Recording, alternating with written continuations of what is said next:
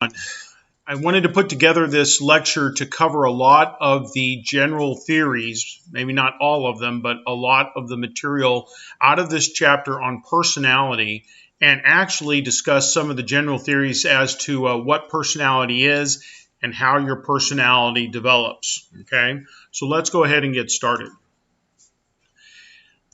The definition of personality that I want to leave with you, as you well know, I start so often with definitions, is this, okay? Your personality really is sort of a combination of your thoughts, your feelings, and your behavior, okay? And actually, that's not a bad definition. You catch that a little bit farther in the book, but that really does sum it up pretty good. Your personality is the way you think, you feel, behave, all wrapped into one makes up you and your personality. And I like that, and I want you to know that definition. But I want to add to it, okay? And it will come into play more when we get to the material on abnormal psych, but simply it is this.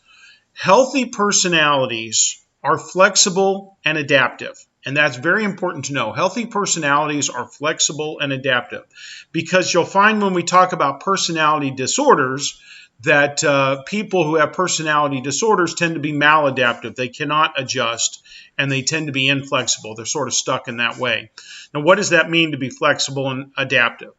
I guess one way of putting it is that you know when it is time to be outgoing. You know when it is time to be a little bit more reserved. You know when to sort of take control and be independent. You know when to conform and let someone else run with it. You can adapt to the situation. And not all people and not all personalities are good at doing that. And that's what this is all about.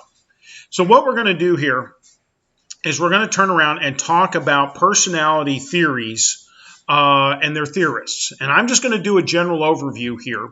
You do need to read the chapter on this material, dealing with psychodynamic theories, trait theories, behavior theories, and the like. Okay? So let's go ahead and get started into some of the general stuff. The first one I want to hit upon is what is called the psychodynamic perspective. And I often ask my class, when we're in class, I often ask my class about a movie called The Lord of the Flies. And I'll say a little bit more about that here in just a second.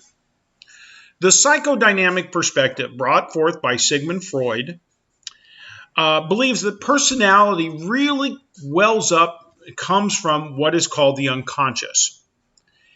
And Freud and the psychodynamic perspective, they believe that your personality, your behavior, your thoughts, your feelings are all deep within this thing called your unconscious. And furthermore, the unconscious is very primal, very animalistic, all right?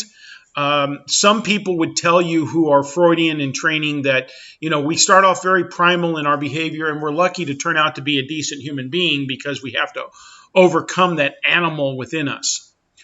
Some will go so far as to say that you have that primal animal and then you have what is called a social animal. The social animal is what, is that part of your life you learn from society, where to, how to act, what to wear, where to go.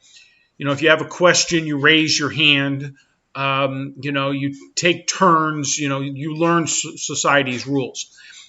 And the psychodynamic perspective says this unconscious animal, this primal animal, has to go head to head with the social animal. And then you have to decide who's going to win.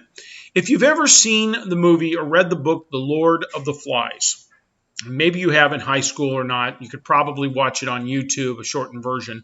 But it's the story of a bunch of young men who basically end up on an island marooned. I think in the movie it's a plane crash. In the original book it's a sailing ship that sunk during a storm. Doesn't really matter. But no adults survive. And these young boys come from a British schooling, well-to-do schooling, military school. So they're very big on the social etiquette and the social rules. And what happens? They get thrust into a world on this island. Now, this is a fictitious story, but they get thrust into this world on this island where all those social rules just don't matter no more. And the question quickly becomes, what's going to happen? You have the unconscious animal dealing with the social animal, and what happens? The primal unconscious animal wins out, and they all become pretty primal. In fact, there's one character in The Lord of the Flies that tries to stick to the social rules, and you have to see the movie to see what ends up happening to him. Okay? So the psychodynamic perspective says that personality really wells up from the unconscious, and the unconscious is pretty primal, and the fact that you turn out, pretty good is almost a surprise, okay? So there's a lot of the material. I'm sorry I forgot to include that. If you need to stop this video for a second to write them down, feel free to do so. A lot of this primalness from the unconscious is very early in life and very, very difficult to change. You can't just change that internal animal according to Freud and the psychodynamic approach, okay? Now, some of the biggest contributors to the psychoanalytic or psychodynamic approach obviously is Sigmund Freud. He is sort of the father of psychoanalytic psychology. He believed very much in this unconscious force, this consciousness within a consciousness. And not only did he teach this, he never taught intro psych, but he taught this, he also practiced it. And some of his followers include Carl Jung, Karen Horney, and Alfred Adler. And the book talks a little bit about each one.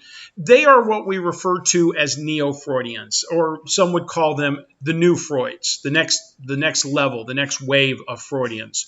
And you can look in the book and read up on each one of these to see what they had to say about how they believed Freud's theory worked, what didn't work, and how they came up with alternate approaches. So that's one big one, the psychoanalytic approach. Personality wells up from the unconscious, very primal, very hard to change, and it's there very early in life. A completely, utterly different way of looking at this is called the behavioral perspective. And the behavioral perspective basically turns around and says that your personality doesn't come from any of those things. Your personality is this big conglomerate of learned experiences. Think of all the things that have happened in your life, okay? And the times that you did things that resulted in good outcomes, and the times that you did things that didn't result in good outcomes, okay? Those are learned experiences. The things that probably worked well or you got a positive feedback, you do more often. Those that got you a not so positive feedback or no feedback at all, you tend to let go. Your whole personality is nothing more than this big ball of learned experiences. There is no unconscious forces. There's no primal tendencies. There's nothing like that that draws you into who you are. You get reinforced by mom and dad, by brother and sister, by friends and so on, and how they respond turns around and causes you to develop your experiences and how you decide to act. That's really the behavioral perspective in one fell swoop. It really, truly is. Society rewards us, and I do use this term, I'm not nuts about it, punishes us, and therefore we form our behavior based off of that. Now, some people would say that this sort of makes it sound like our whole personality is really nothing more than the environment.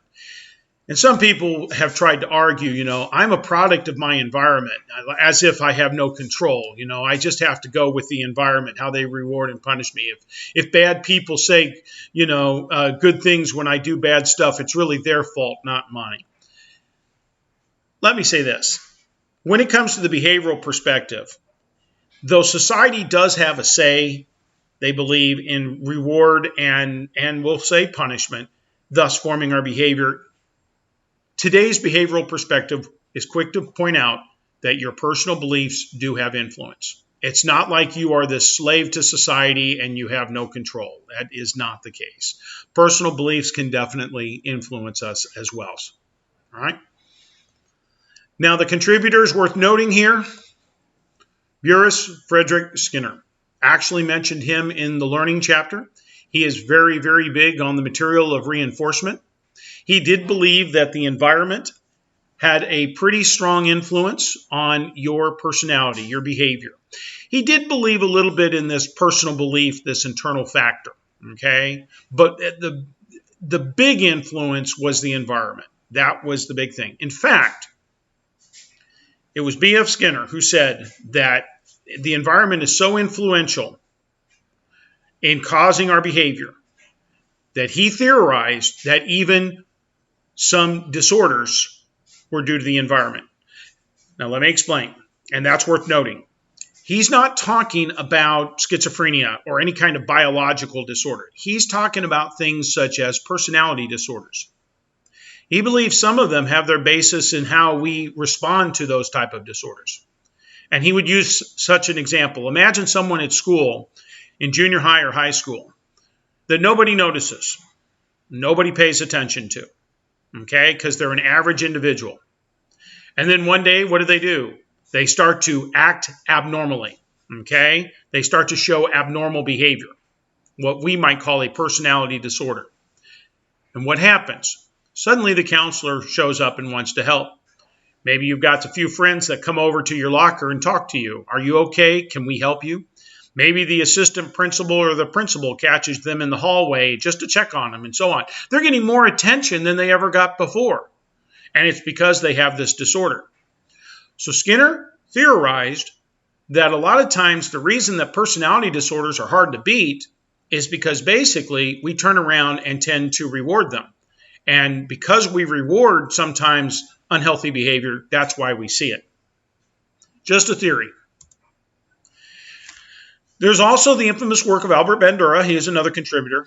I will say this. Bandura believes also that personality results from the environment.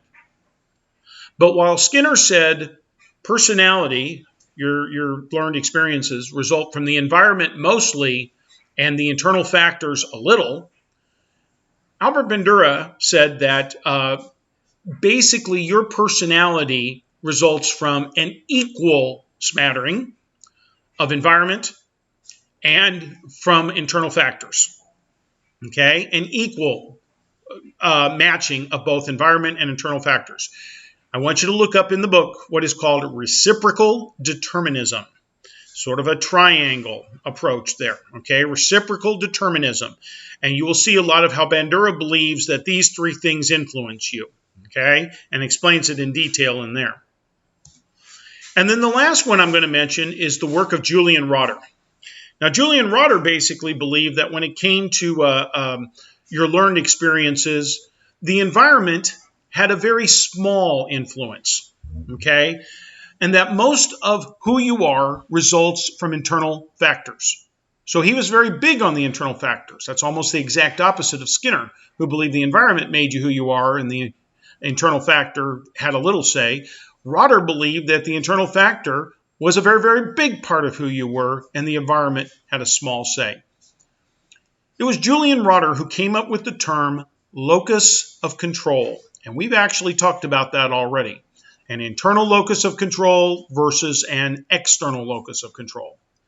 And according to Rotter, that is such a big influential element in our personality, who controls us, that yes, the environment can have a little bit of say, but that internal factor has the greatest influence of all. All right. The last perspective, or the second to last perspective I'm going to mention here is called the trait perspective. What's interesting about the trait perspective is that it believes that your personality results from biological traits. It has a biological basis to it. Okay? And the environment has some influence, mom, dad, brothers, sisters, and so on. But if you think of the following traits, the following adjectives, can you be warm, kind, caring, loving, tough, strong, independent, assertive? I'm trying to dream some up. Okay? Stubborn, industrious. All of those adjectives or traits, I truly believe that every single one of you could work to express those traits. None of those that I said, tough, strong, warm, kind, caring, none of those is outside of your ability to express. You can express every single one of them. That's because they're biological. They're biological, all right? And so you have the biological ability to express them because they're within you in that regard. Now, the trait perspective, a personality comes from biological traits, was once considered, I'll call it a distant third behind psychoanalysis and behavior theory. If you wanted to figure out your personality some 40, 50, 60 years ago, most people either subscribe to the psychoanalytic approach or the behavioral approach. Okay? No one considered the trait approach. Today, the trait perspective is probably the premier means of assessing personality. It is the number one method, and in another lecture, I will explain why that is.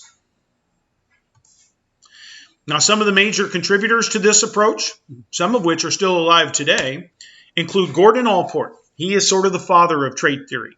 He believed in the biological influence of personality on personality. And he came up with terms such as primary traits and secondary traits. He talked about still other types of traits, surface traits and source traits, and so on. And you can look those up in the book. But he couldn't get anyone to pay a lot of attention to his theory until he met a very young man by the name of Raymond Cattell. And Raymond Cattell heard of Allport's theory on traits influencing personality. And if you look in the book, you will see where he took that big, long list and started to put together some surveys and questionnaires to knock it down to about a much smaller list of Cattell's 16 personality factor questionnaire. He knocked it down to 16 major components, and how you rated on these 16 components said an awful lot about your personality. So it really was Cattell that did a good job of getting trait theory noticed. Also worth mentioning is Dr. Hans Eysenck. Dr. Eysenck believed that personality, the vast majority of it, could be determined really based off of two factors. Are you an introvert or an extrovert? Dr. Eysenck never said that the other factors, all the other traits didn't matter, but he thought these were the two most important ones of all. And depending upon where you fall, if you were a mild or moderate or strong introvert versus mild or moderate or strong extrovert, said an awful lot about your personality. So it really boiled down to two factors. There were a number of people that had a problem with his theory, but two of his students, Paul Costa and Robert McCrae, actually expanded on Dr. Eysenck's original theory. And today, Costa and McCrae believe that your personality cannot be determined based off of two factors. Your personality can basically be determined based off of 5 factors. All right? And some people's initial response to that is absolutely not. You cannot figure out who I am based off of 5 factors. And the fact of the matter is, we may not know every last detail of you, but we can figure out an awful lot. When you look through the book and you read about the Big Five, 5-factor theory, and they use, I think it is canoe or ocean, one of those two acronyms to explain it, you'll see that a lot of that came from trait theory and the work of Paul Costa and Robert McCrae. The last one I want to mention, and I'll get back to that chart I just went by a little bit later, the last one I want to mention is the humanistic perspective. Now, the humanistic perspective is actually a very simple one, all right? The humanistic perspective believes that personality is the result of freedom of choice. And I actually mentioned this way back in the first chapter. You are the way you are because you choose to be that way. We are the results of our choices. It's not due to unconscious forces. It's not biological. It's not due to the environment making us who we are. We are the way we are because we choose to be that way. I often ask students if they ever turned around and changed schools when they were in middle school or junior high and high school. And I get an occasional hand going up. And I would ask them, what is one of the best advantages to changing schools, going to a brand new school? And a lot of people will hit upon it.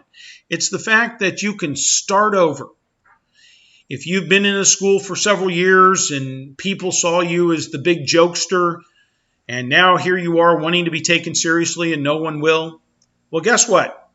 If you change and go to a new school where nobody knows you, you can create a brand new personality. It's just that easy. Free will. With the humanistic perspective, changing your personality is incredibly simple. It's just changing how you act. You choose to do that. Remember, the psychodynamic perspective said it was quite hard. Two major contributors worth noting: Abraham Maslow. You might remember Maslow's hierarchy of needs from the motivation chapter. And Carl Rogers, who we will mention a little bit more in detail later, because Carl Rogers believed in the idea, he believed in the idea that a lot of our personality is due to unconditional positive regard and things of that sort. The real person versus the ideal person, and so on. So there you have it, the psychodynamic approach, the behavioral approach, the humanistic approach, and the trait approach. Okay? Please look over what the book has to say about a lot of these individuals, as well as the general concepts. And that's what I wanted to share with you here, was the general concepts of what their theories are all about. All right, folks, that's it for now. Take care.